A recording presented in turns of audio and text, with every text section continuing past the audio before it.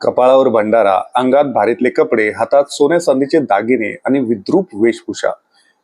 हे रूप पाहून तुम्हाला वाटेल की एखादा थोर साधू समोर आहे, पण सावधान. महाराष्ट्रातल्या प्रत्येक 3-4 जिल्ह्यांच्या अंतरावर आज असे 20-25 वयोगटातील स्वयंभू बुवा बाबा फुटले आहेत.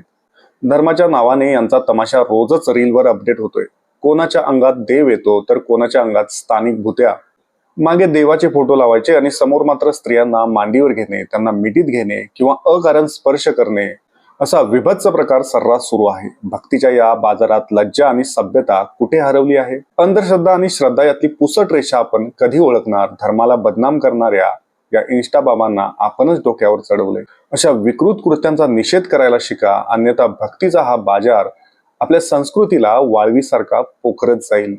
देव माणसाच्या श्रद्धेत असतो, कुणाच्या मांड्यांवर किंवा रीलच्या लाईक्स मध्ये नाही.